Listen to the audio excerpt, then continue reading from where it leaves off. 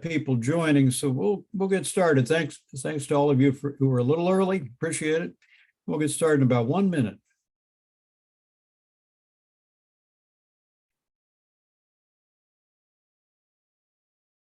At 6 o'clock U.S. Eastern time, by the way, we had people joining from around the world, including one of our speakers from Singapore. He got up very early to be with us today.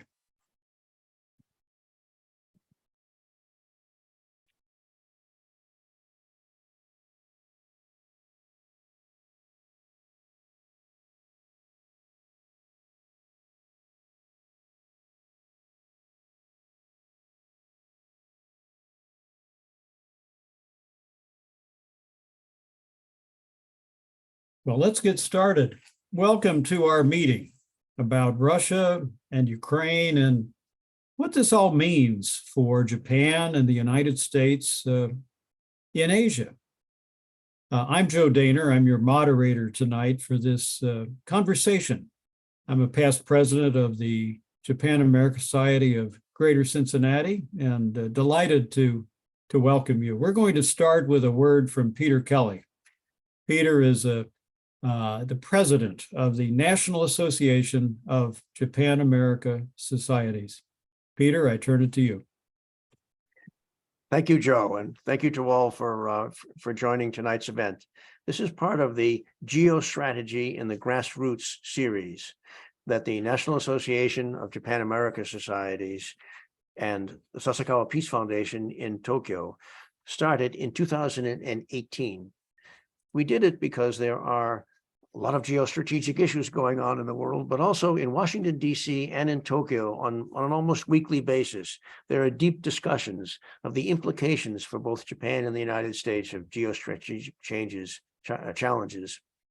We wanted to bring those discussions out of Washington, D.C. into the rest of the country. Since 2018, we and the Sasakawa Peace Foundation have organized more than 20 of these talks, each with a speaker from Japan and a speaker from the United States, who engage in a conversation about how each country can view the challenges. Since they're private speakers, this is not the government opinions, these are individuals representing their own thoughts. We hope that it gives you perspectives on the many challenges that are facing the world. This year, we chose the implications of the Russian invasion of Ukraine as the overall theme, and asked each of the speaker pairs around the country to discuss the implications of the Russian invasion of Ukraine. There are 8 of these events taking place in Japan-America societies in the first couple of months of this year. There are 38 Japan-America societies around the country, and the Japan-America Society of Greater Cincinnati is one of our most active members. We thank the Society, and in particular Executive Director Ann Golden, for hosting this series tonight, and I hope that you enjoy the conversation and the perspectives that Dr. Hornung and Dr. Koga will offer. Joe? Thank you, Peter, and thank you for your very long time service and excellent service to Japan-American societies and more broadly to a world we want to live in together. Well, let's get into our subject. It was almost 1 year ago that Russia began a massive military attack to expand its invasion of Ukrainian territory after the breakup of the Soviet Union in 1992. This first effort since 1945 through warfare to redraw European boundaries has rippled throughout the world, and it's affected everything from the price of oil and eggs to the very nature of our world and the regional order. Tonight, we're going to consider the impact on Japan and the United States in the context of Asia. What does it mean for that? What are the implications? This is not a crystal ball discussion. No one knows what tomorrow may bring, but it is to help us all understand the changes that are taking place in the world. So tonight we're going to start with the initial remarks of each of our 2 very distinguished speakers. Each will share opening thoughts, and then we're going to have a conversation together. You as audience members can post questions and comments in the Q&A function on your device, whether you're using a computer, an iPhone, whatever it may be. And we'll try to get to as many of those as possible in this hour we have together. And for those who wish to linger a little longer, the speakers have agreed to stay a little longer if we don't get to all of your questions. But please put them in the Q&A function. Now, for introductions. We have with us Dr. Jeffrey Hornung. He joins us from Washington, D.C. Jeffrey is a senior political scientist at the RAND Corporation. He specializes in Japan's security and foreign policy matters, East Asian security issues, and U.S. foreign and defense policies throughout the Indo-Pacific region. This semester, he's teaching at Georgetown these very subjects. Dr. Hornung has written extensively about Japanese security and foreign policy and broader Northeast Asia security issues for numerous media, policy, and academic outlets, including the Washington Quarterly, Foreign Policy, the New York Times, Washington Post, and others. And then the two major Japan dailies, Yomiuri Shimbun and Asahi Shimbun. Dr. Hornung, thank you very much for joining us today. We'll hear your remarks in a minute, but let me also introduce our other speaker who joins us from Singapore. So thanks for getting up early this morning. We have with us Dr. Kei Koga. Dr. Koga is associate professor at the Public Policy and Global Affairs program of the School of Social Sciences at Nanjing Technological University. He's a non-resident fellow at the National Bureau of Asia Research in the United States, and he's also a member of the research committee of the Research Institute for Peace and Security, RIPS, some may know it as, in Japan. He focuses on international security, international and regional institutions, particularly ASEAN, and East Asian and Indo-Pacific security. And he's published widely, as has Dr. Hornung, on topics at the very heart of our conversation. And just last year published a book you may want to go purchase, Managing Great Power Politics, ASEAN Institutional Strategy and the South China Sea. Jeffrey, let's start with you. What are your thoughts?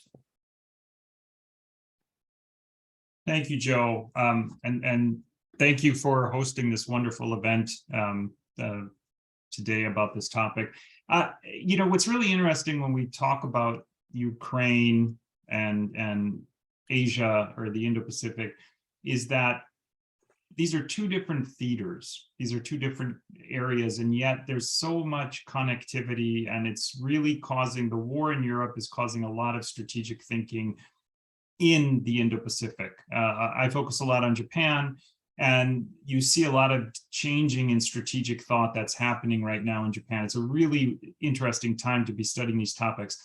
But the thing that I wanted to provide just three quick thoughts on why we see this connection. What is driving this connection, even though that the war is in Europe?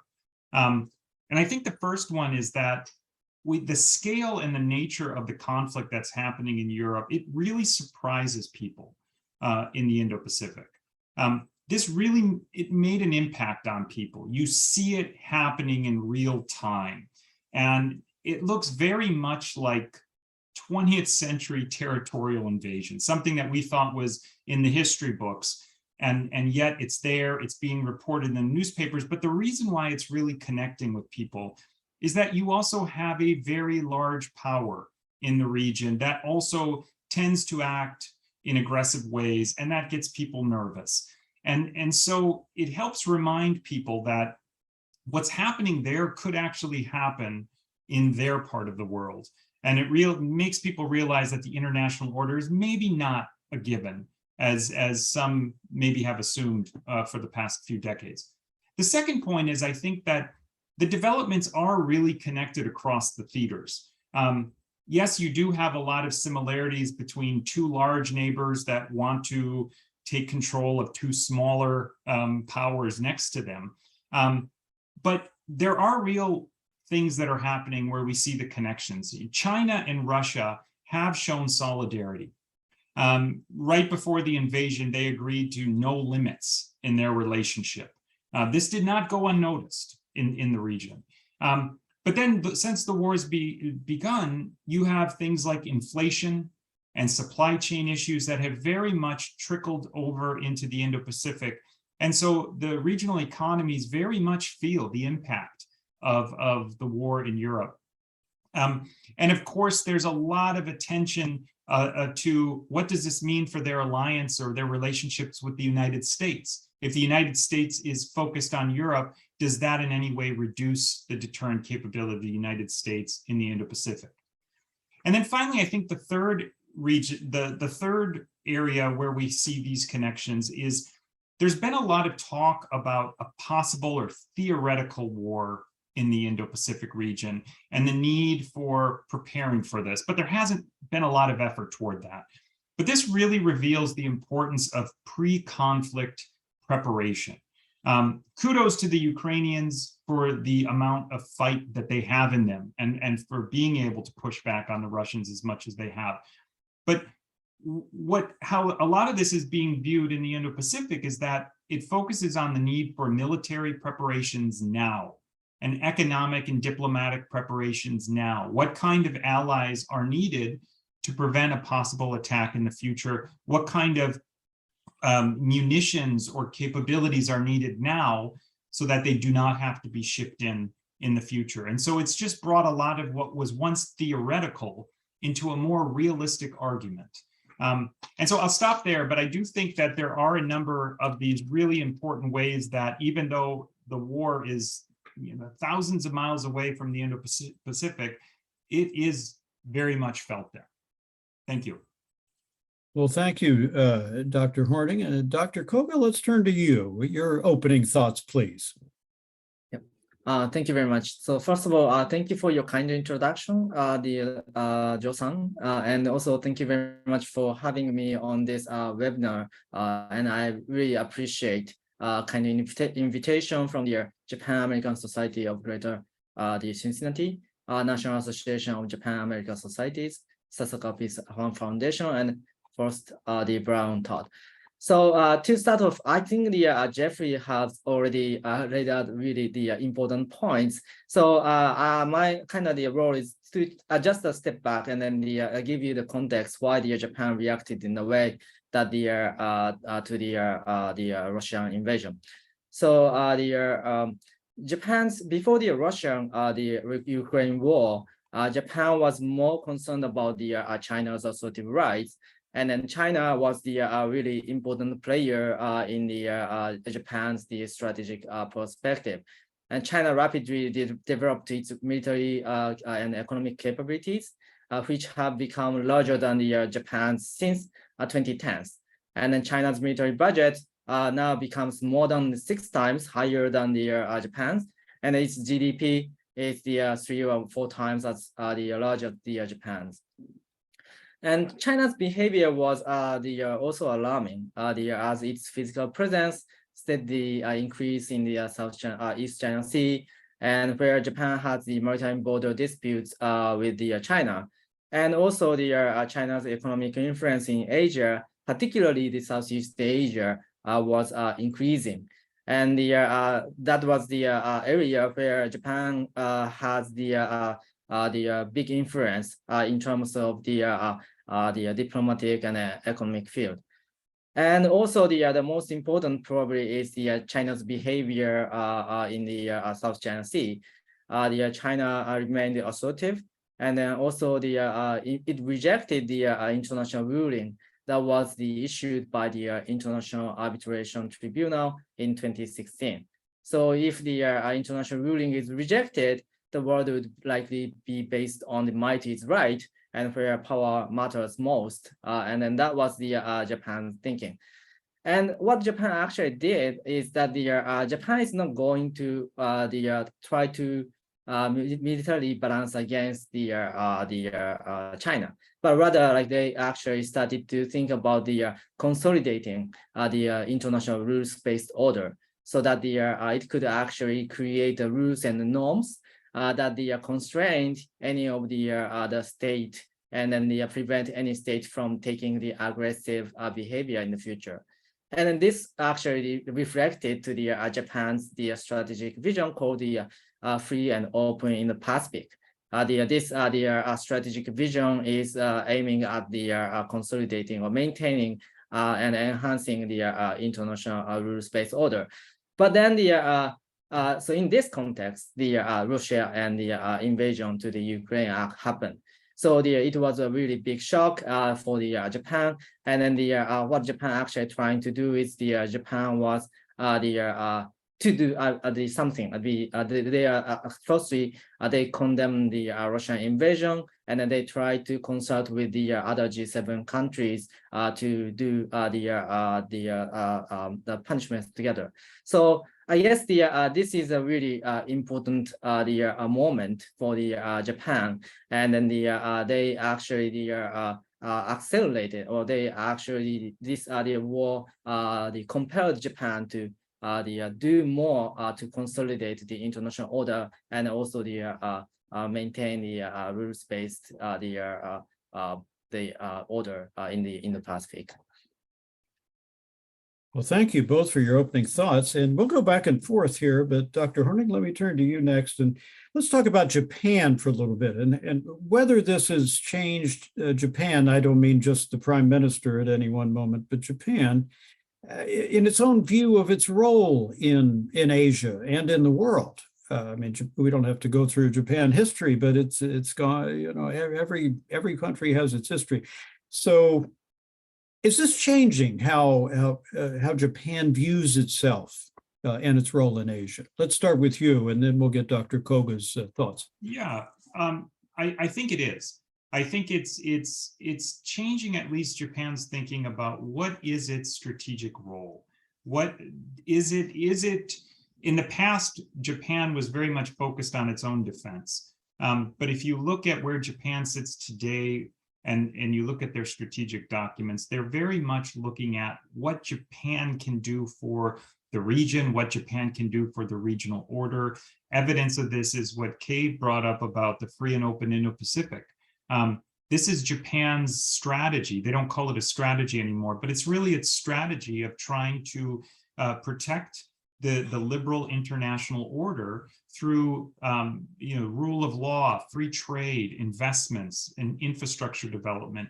It's really trying to take a leadership role in a way that 20 years ago, Japan would never have done things like this. So, and the war in Ukraine has just put a lot of this thinking into hyperdrive. And you see Japan being much more active at the G7, at the UN, really pushing forward and trying to push back on Russia. What would you add to this, Dr. Koga? I mean, do you see a shift, or is this just part of the evolution of the last 70 years? I think it's both. I guess it's the evolution.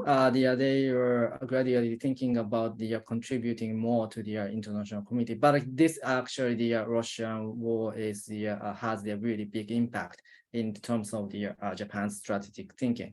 And I think there are many things that I want to talk. But one obvious or evidence that I could find about this is that Japan was trying to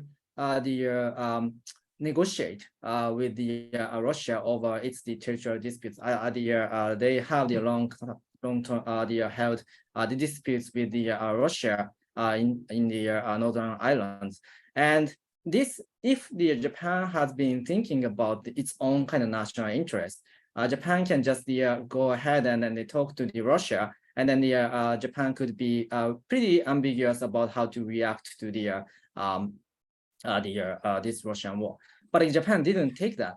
Japan instead took the firm position, and then put clearly condemning the Russian action, and also imposed the sanctions on that. So. And then Russia, obviously, like Japan's relation with Russia deteriorated. And then there was no prospect for the negotiation over the territorial disputes. So this actually shows Japan's kind of the position has shifted really strongly, and then drastically, and then they took as the Jeffrey said, I think they took the really firm stance on supporting or protecting the international rules-based order. And to follow this up, and this is for either or both of you, do you think there's broad scale support now for some of the efforts Prime Minister Abe and others made to say Japan needs to put more into its defense budget and be ready? I mean, it's already sent some troops to peacekeeping efforts, for example, big change from say 50, 30, 40 years ago. Are you seeing broad scale support for this evolution or not? What do you think in Japan? So I'll take a stab at that first. I think that, so up until just December, the unofficial, there was this artificial cap. It was never a policy. It was never a law. There was an artificial cap placed on Japanese defense expenditures to 1% of GDP. It was put in place back in the 70s for political purposes, but it really was there, and it was broken 3 times in the 1980s by just a little bit, but it was never a serious effort to really go beyond that. What the Japanese government has done now is to say that we are pushing to 2%. And what's amazing about this is that there's no protests in the street. There's no riots or any sort of, like back in the 1960s when the security treaty was revised, you had hundreds of thousands of Japanese protesting in the streets. 2015, when the Abe government passed security legislation, you had a lot of people throughout Japan protesting the laws. This time, there's not a lot. You got your token protesters in the political district around the Diet, but you do not have this massive opposition to any of these defense changes because the Japanese public understand that they face a threatening neighbor. They see what was once hypothetical as realistic. We're watching it in Ukraine, and they're more realistic in understanding that Japan needs to do more for its defense. And that's why I think that in many ways, Prime Minister Kishida is pushing on an open door with some of these changes that he's pursuing. Okay, anything you would add on that point? Yes, just I think I completely agree with the Jeffrey. Just kind of quickly add is that the Japanese public actually changed its perception toward the international politics, and then right now the Japanese public actually support for the increase in its national defense budget.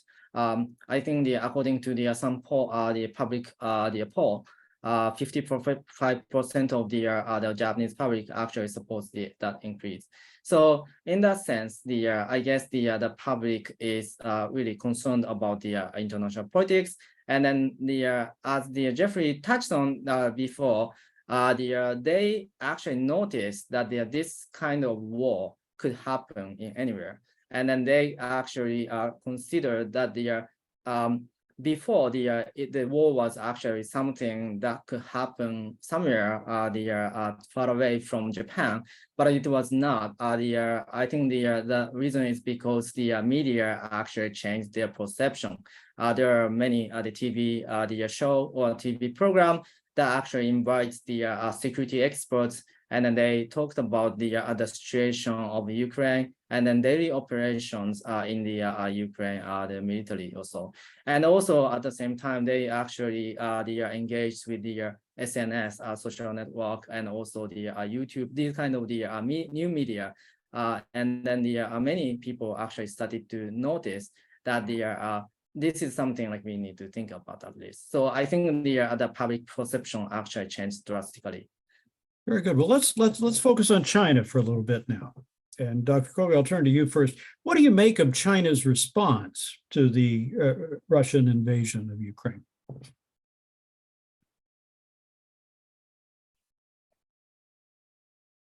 Dr. Koga? Oh, sorry. What do you make? Yes, we're going to talk about China now. And how would you describe China's response as you see it from within Asia? Yeah. Okay, yeah. So I think China has been closely monitoring the Ukraine war, and then as just before the Ukraine war broke out, China and Russia had the summit, and then they actually started to declared that they actually share the similar worldview, which is that they would actually kind of express the concerns about the expansion of NATO and also the U.S. kind of posture toward the Russia and also China. So in that sense, they shared, and then China thought that maybe there's no evidence, but China probably thought there would be some kind of military actions against the Ukraine, and maybe Xi Jinping would thought that it would be a really short and quick kind of military operation that we never actually thought it would be 1 year or like 2 years. So in that sense, I guess China was more kind of taking their neutral stance at the beginning, and then slightly tilting toward Russia. But now, like because there are many condemnation coming from the international community, and then the economic sanctions that actually changed their stance, and also like their strategic thinking too. I mean, if the Ukraine war was successful, really quick and effective, maybe like China could actually take the similar action in East Asia toward the Taiwan. But now, like these are the big pushback coming from the international community, and also they knew that the solidarity that the Western countries could actually create make it like more difficult for China to thinking about it. So I guess this prolonged war created the situation where China need to actually think twice about its stance posture toward the Taiwan Strait. Dr. Hornung, would you agree with that? Do you think we're seeing really surprising, maybe, restraint from China in response? Yeah, I think, well, first off, China is no friend of the international order. And so I'm not surprised by the kind of behavior that they've exhibited. I agree with what Kei said about how, maybe they're surprised that nobody thought it was going to be a year or 2 years of a war. And if you remember, before the invasion started, China, they came together and they agreed that their relationship had no, which really tied China to Russia right from the beginning. But what's been very interesting is they are walking, or they're trying to walk a very fine line here of supporting Russia, but not overly supporting Russia. And what I mean by that is that they are, you see them parroting Russian talking points, disinformation points that criticize the United States, that criticize Western countries' support to Ukraine. But at the same time, they're not providing weapons to Russia. But then you look, and they are providing dual-use supplies to Russian industries. They are refining Russian oil above price. And so you do see them taking advantage of things when it's maybe conducive to do so, but at the same time, they're not going too far that it's where it would cause the West to really maybe start sanctioning China. So they are walking this fine line. And I think, I agree with Kei. I think the longer that this goes on, it becomes easier probably for Chinese leadership to be a little bit more critical of Russia, because, it starts to look like for Chinese interests, what's in it for them to keep supporting the losing horse in the race? Well, thank you. Let me add in a question that comes from University of Cincinnati professor Dinshaw Mistry. It's really about placing now U.S. foreign policy, which clearly has a major component of strategic, or whatever you'd like to call it, competition with China, and then enter the Russian-Ukraine conflict. And he asks, is that going to conflict with the U.S. willingness to really give priority to strategic competition with China, and then how does that in turn affect Japan and South Korea and other Asian countries? That's his question. Jeffrey, let's stay with you for a minute. What do you think in response to his query? Yeah, I don't think I think the U.S. can proverbially walk and chew gum at the same time. The United States released about a year ago now integrated deterrence as one of its strategic constructs, and what this is essentially it's a recognition the United States cannot do it alone. That the United States needs to work with its allies and partners like Japan, and so. What you see with the United States working with its NATO allies in Europe, working with its allies in the Indo-Pacific, like Australia, like Japan, on challenges to the free and open Indo-Pacific, it shows that the United States can do this. It can still lead, and it can still actually pursue strategic competition. But it also reminds us that the United States cannot do it by itself. And as long as it has powerful allies like Japan, like Australia, it is able to engage in strategic competition. Very good. But let's turn to energy for a minute. Energy is a major underlying factor throughout the world, of course. The Nord Stream matter, one of our audience members reminds us that when the United States embargoes certain things, it can affect our own allies in Europe. It's a mixed question, and certainly energy is an essential issue in Asia and for all people. How do you see this? Are we seeing a power struggle about energy in Asia that is affected by how the U.S. has responded to this with the series of things of restrictions and the caps on price and all this sort of thing? Does this affect the way energy is thought of, not just by Japan, but all the countries of Asia, including China? Let's start with you, Dr. Koga. What do you think of that? Okay, thank you very much. So for energy, I'm not really the energy expert here, but I just kind of look through what happening in the Southeast Asia and East Asia, and interesting thing actually happened. I guess the energy because of the sanctions, economic sanctions, and export control, trade restriction. These things actually created the inflation in the many of the U.S. allies and partners. But again, in Southeast Asia, it's not actually translated into the older Asia. In some of the Asian countries, actually still have some energy connection with Russia, and then they are actually getting the oils and then natural gases from them. Even I think the India is actually taking that kind of stance, and also there are some of the Southeast Asian countries. Recently, according to the South China Morning Post, mentioned that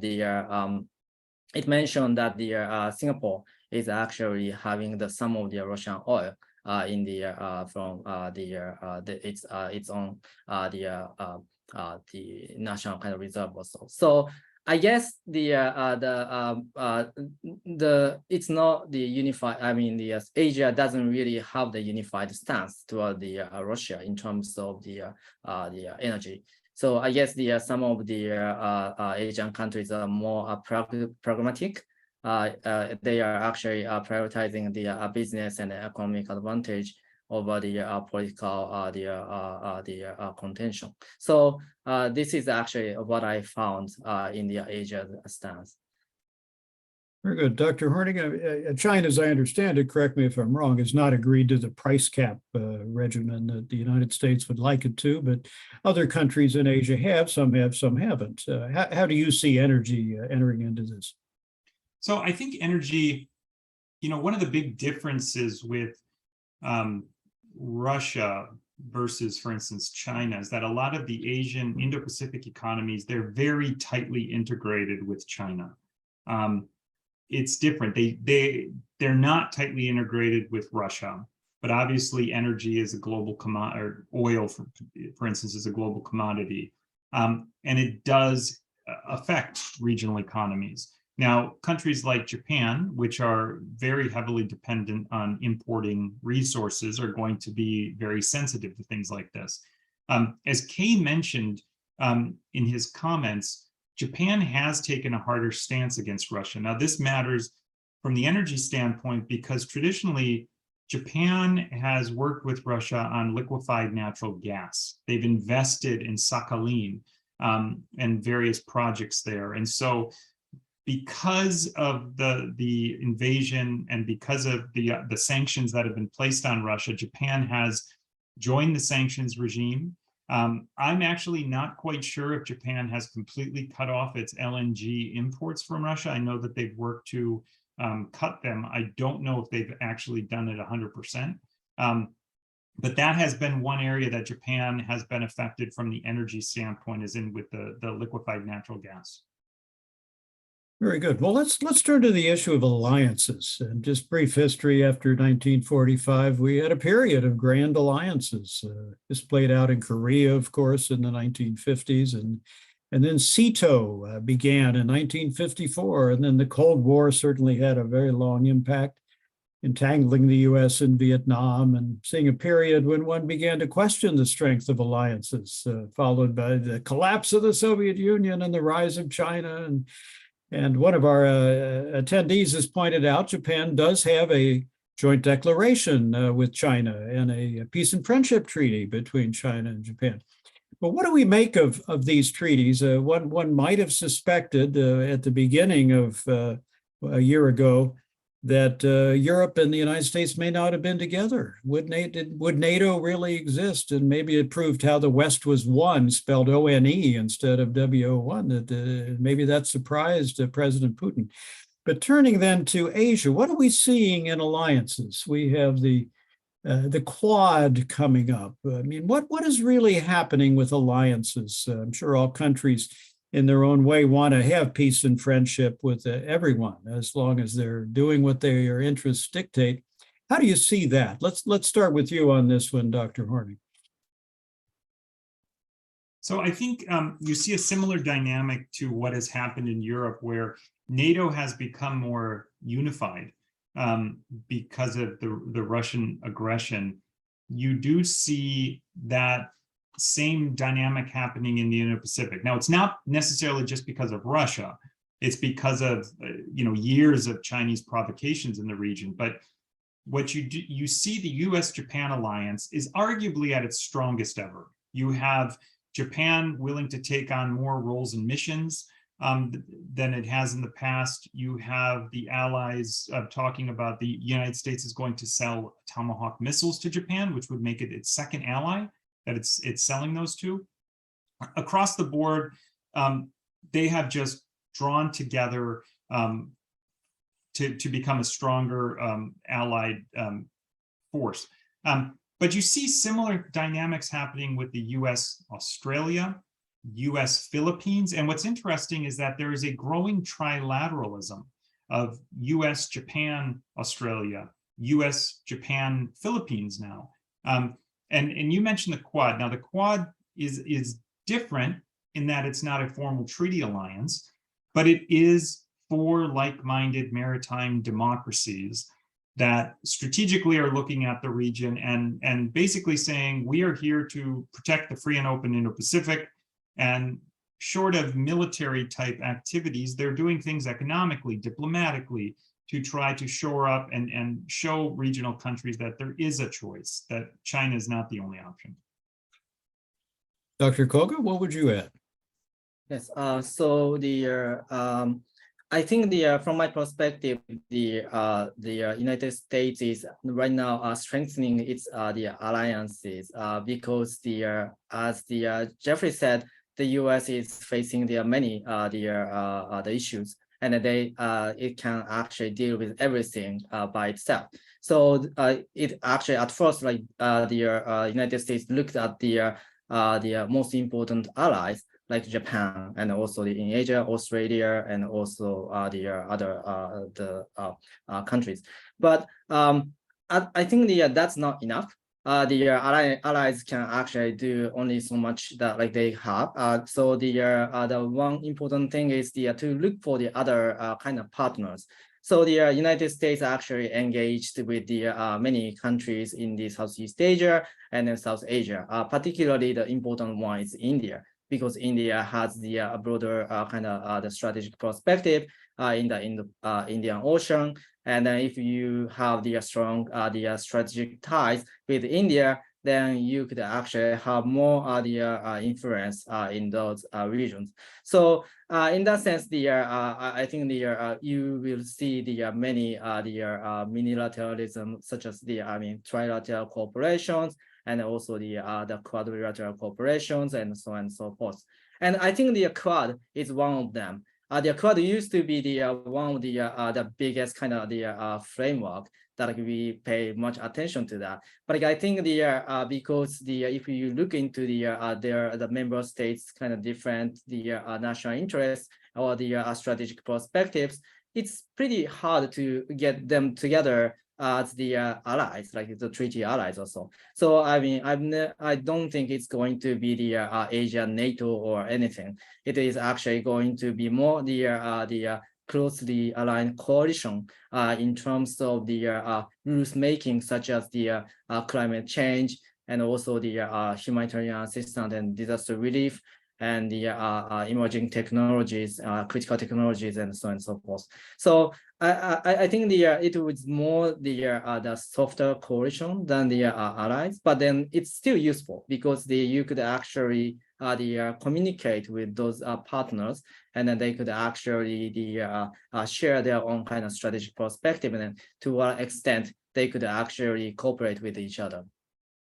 Well, let me add a question that comes to us from an audience member in Princeton, New Jersey at the University of Princeton.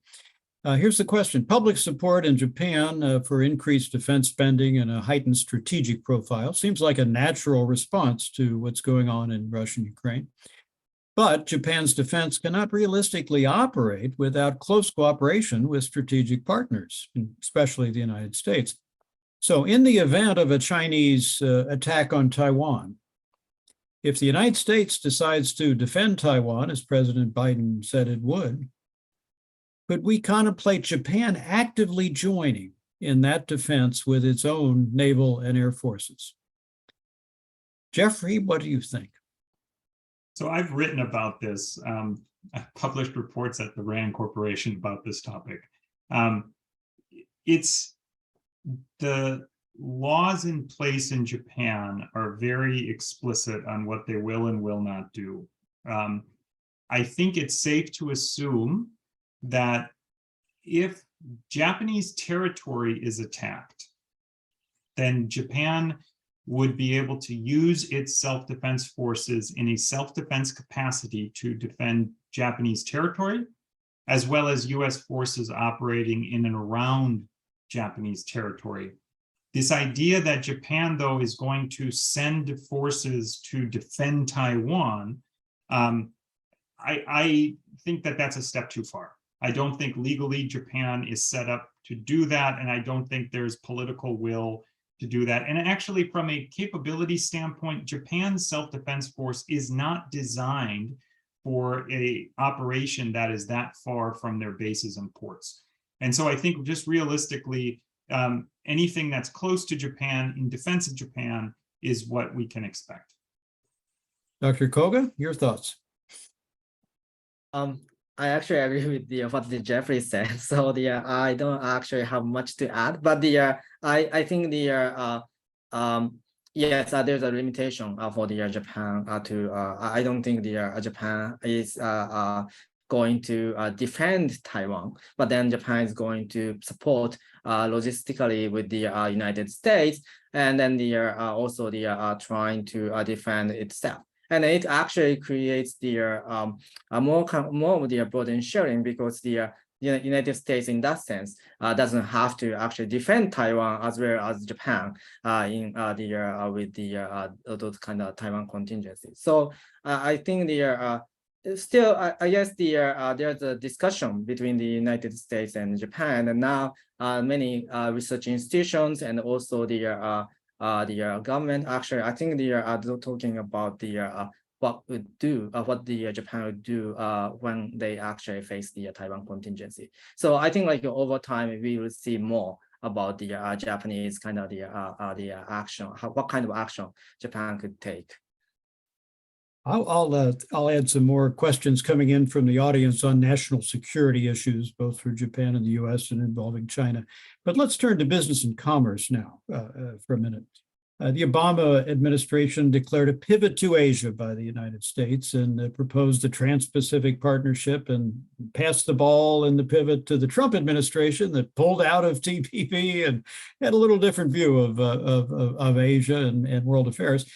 And instead, the world's largest now by population free trade agreement was formed in 2020 among Asian and 5 other Pacific nations, really with great Japanese leadership, without the United States.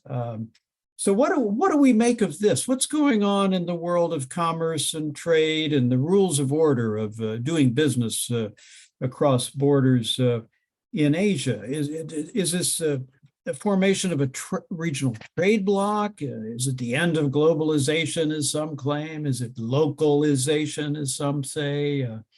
Is it a decoupling from China, or will China end up joining this free trade agreement and claim that it's that those are the rules of order?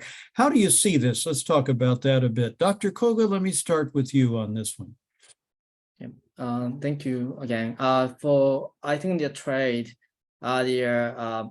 I don't see the big kind of block going on, because again, I think the most impactful event was that the United States actually pulled out from withdrew from the TPP and Trans-Pacific Partnership, and then this actually created many complications in Asia. And then some of the Asian countries, including the Southeast Asia, actually I thought the United States is finally committed to the Asia economically, but then like they found, okay, so it's really disappointing, because the US was actually not going to conduct the free trade practice. So there's a disappointment, and also there was some more kind of initiatives coming from China.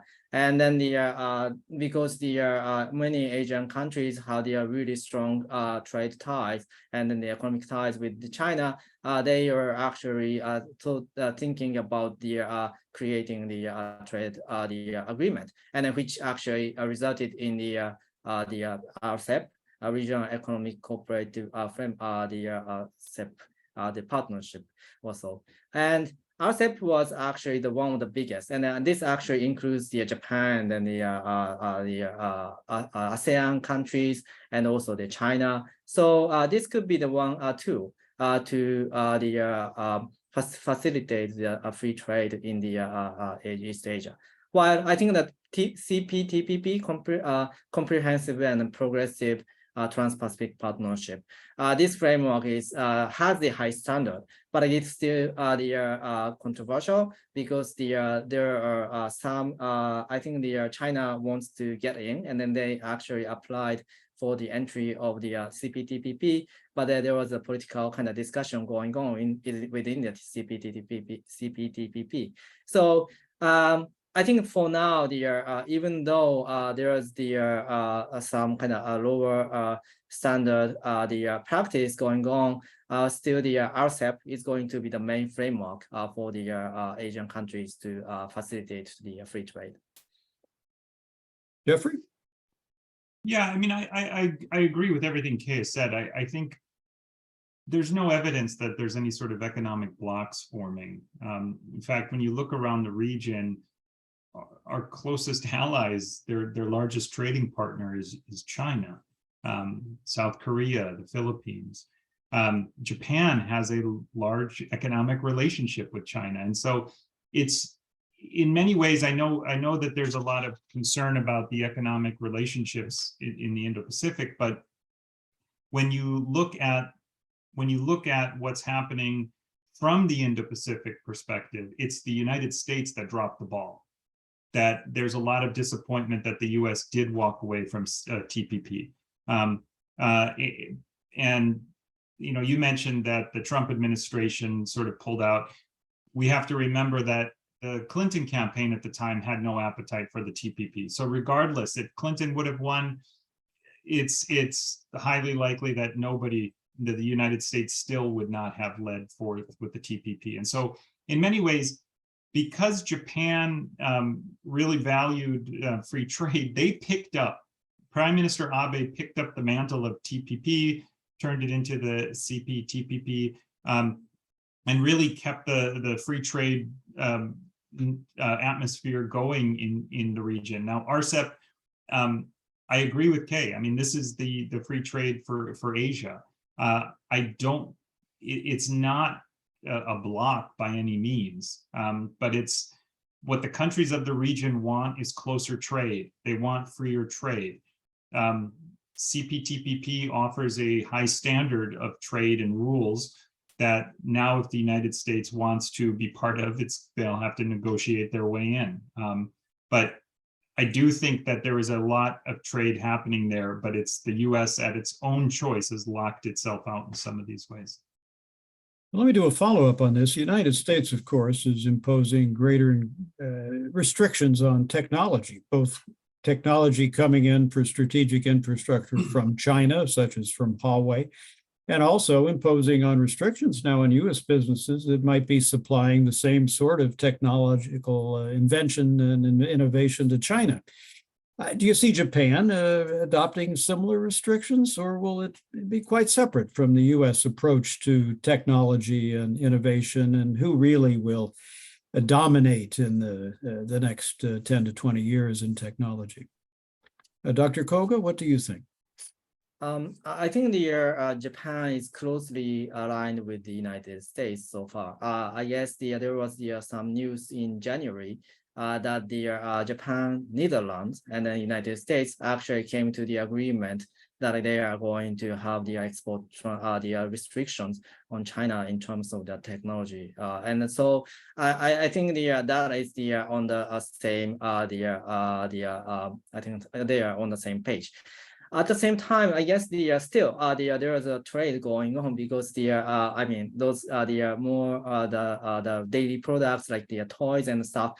Those are the kind of the things that Japan and the United States trade with the China. And if you look at the statistics in the past, I think the 4 or 5 years, the 2019 and 2020, I think there was a dip of the trade between the U.S. and the China because of the export, the control. I mean the trade war as well as the COVID-19. But after the 2021, actually it picked up, and then they are actually having the more kind of trade with the China. So in that sense, I think for now the Japanese business were okay. To kind of follow the U.S. lead, but then probably the concern is that to what extent this actually affects the daily trade. So if the United States actually started to decouple, like they completely decouple its trade with the China, then I guess the Japan is going to face the really big consequences. So maybe like there's a big pushback coming from the business on that. So I think this is how the Japanese see the trade restriction on the tech. Jeffrey, comments on that? Yeah, I mean, I would only add that, I was going to use the example that Kei mentioned about the Netherlands and the United States, that Japan very much is same mind with the United States. A lot of the debates you hear in the United States about tech, about economic security, about supply chain resiliency, about friendshoring, those debates are happening in Japan too. The big Taiwan chip maker TSMC, there's been discussion about them opening up a plant in Japan. And so it's Japan very much is in lock and step with the United States and other like-minded Western countries in this regard. And I don't see any daylight between their approach and the United States approach. And one of our audience members asking about should Japan, I'll read the way the question's worded, should Japan be equally concerned that today the USA can pick on and single out China, And then tomorrow, the US could single out Japan at will. Is that why Japan joined the UK and Italy for its 6th-generation fighter instead of counting on being able to buy it from the United States? That's the question. Dr. Koga, what do you think? Yeah, I think okay. So I don't have like the detailed information about the deal, but then I think Japan is also thinking strategically, and then try to consider what is the best for Japan. I mean, I think the US military assets are great, and then they actually want to probably like buy it if it's cheap. But then considering the economic the difficulty that Japan faced for a long time, and also over time the price actually changes, right? And then Japan is actually needed to kind of deal with how they can actually formulate the budget and for the procurement. So I guess they choose different way, and then this is a kind of part of the diversification. It's not actually Japan is doubtful about the US kind of intention to sell those kind of weapons, but I think it's more like economic consideration than the strategic. Jeffrey? Yeah, I would add to that in that the issue about the future fighter, of course, the United States, the discussions that started with that was that the United States wanted to sell it via foreign military sales, which is essentially off the shelf selling it to Japan. Part of the thinking in Japan is that they are trying to find ways to help their domestic defense industries actually survive, because right now Japan's defense industries have one customer and one customer only, and that's the self-defense forces.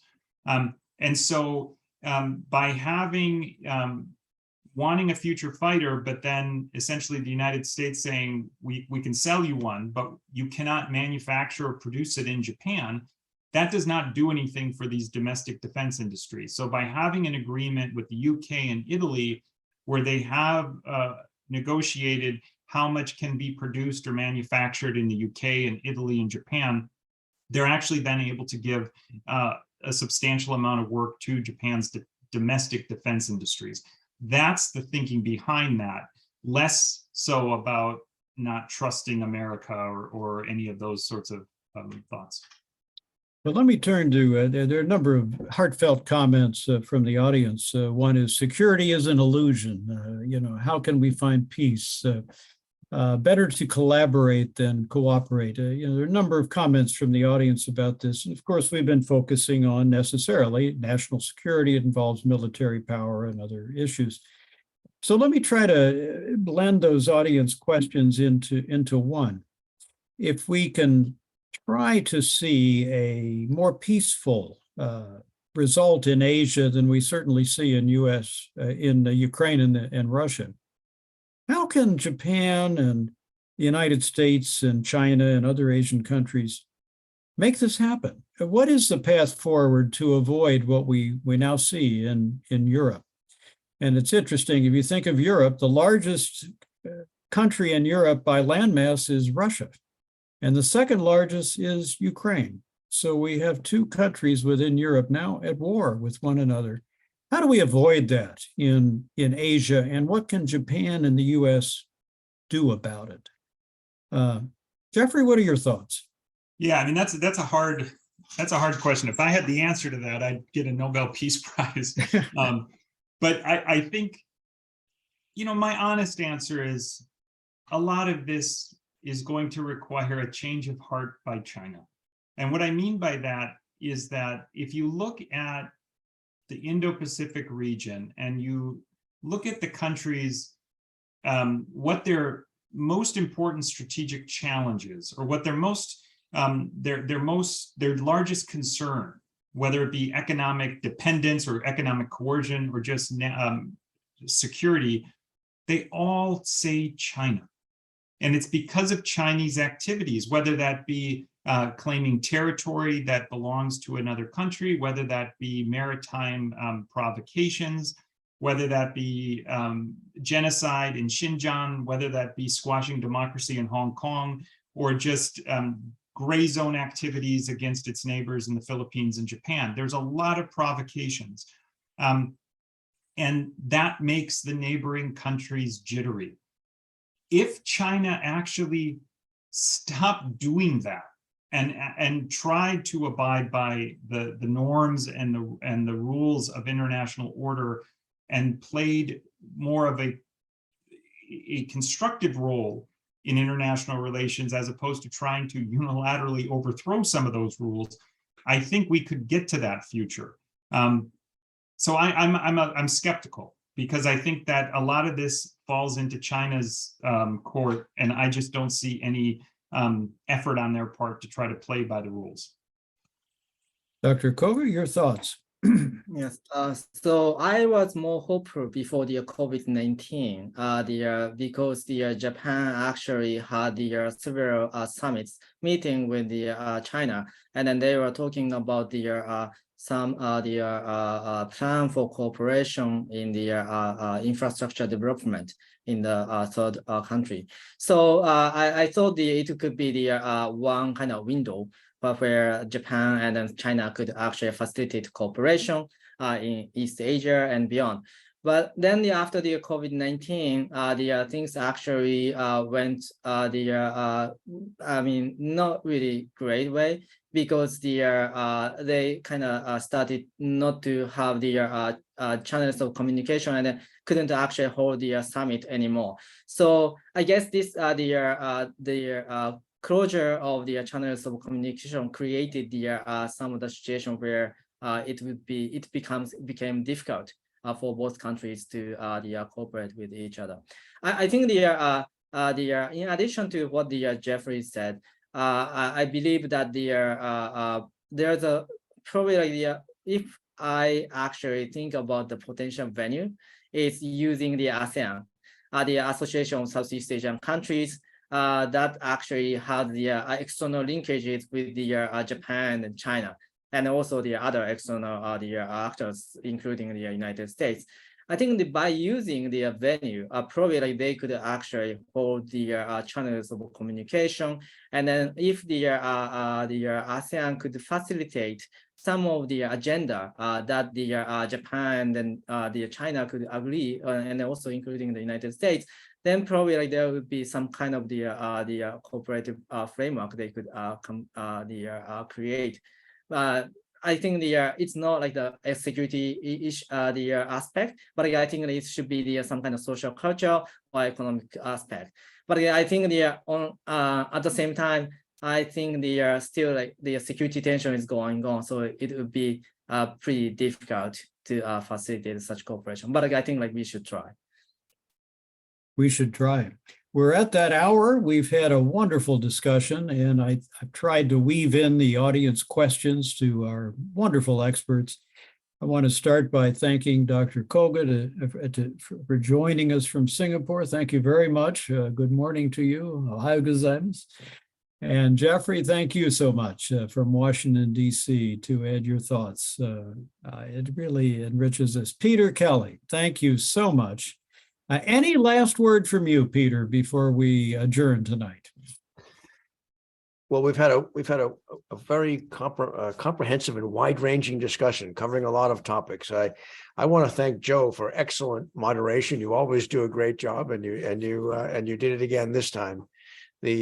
Our speakers were not ending on what we might say is an optimistic tone. But that's that in itself is significant for us. The thoughtful people have described real concerns about the situation right now. Joe is also involved with the Cincinnati Kharkiv sister city relationship, and tonight I think all of our thoughts go out to the people of Kharkiv in such a difficult situation that they're having to live through.